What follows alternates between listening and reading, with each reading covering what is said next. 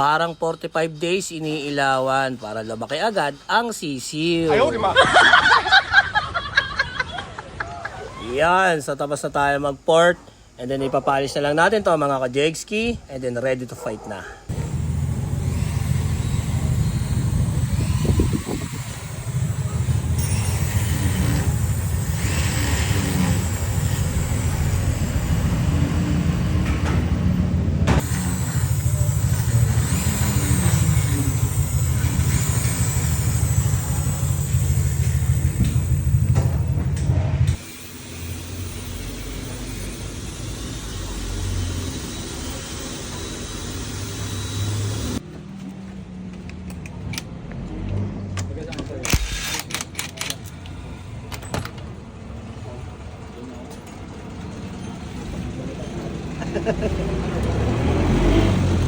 Yon, so another one, meron na naman tayo ditong 8K Odo na binaba ang makina, hindi dahil mahiingay, hindi dahil malagitik, kung hindi dahil isu-super stock natin yan. So ano nga ba ang ginagawa dito kapag tayo ay nagsusuper stock, no? So depende kayo sa condition ng makina nyo.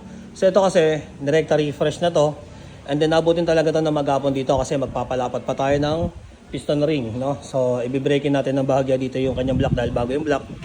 Yan. So syempre tapos na tayo magbasa ng cam, yun.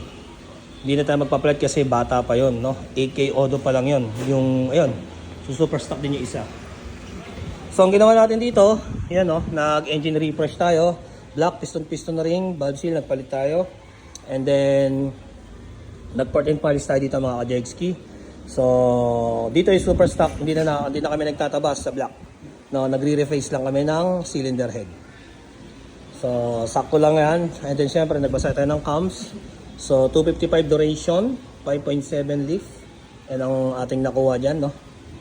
And then yung LSA niya is 106. Napakaganda ng LSA, medyo mataas. And then ipo-profile natin yung fully dry paste, no. Ipo-profile natin yan. At saka nagpalit din pala tayo ng valve spring mga ka-jigs. Pinaganda natin yung stock niya. So mas maganda yung naka-valve spring. MTN yung gamit natin, MTN. Alright. So sa mga nagtatanong kung magkano yung super stock, kailangan laliman yung bulsa nyo mga ka-jigs, no? Kasi dito walang package, walang budget meal kapag mga ganitong basic. Pinaka-basic to eh. Bukod sa bolt-on, ito yung pangalawa na engine upgrade, no? Stock pa rin kaya tinawag na super stock to mga ka-jigs. Ayan, yung isa. So, matapos na rin yun, i-degree, kukunin yung TDC. Brut-brut yan. So bali yung pinaka-advantage nitong super stock natin mga ka-jegski kung ikukumpara sa bolt-on. Syempre yung super stock medyo mas mataas kaysa sa bolt-on, no?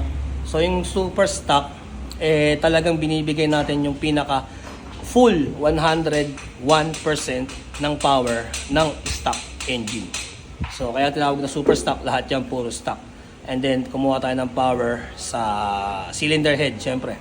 Yung pagpo-port and polish natin, yung camshaft, and then hahabulin din natin or magtotono rin tayo ng panggilid para sa engine power band naman.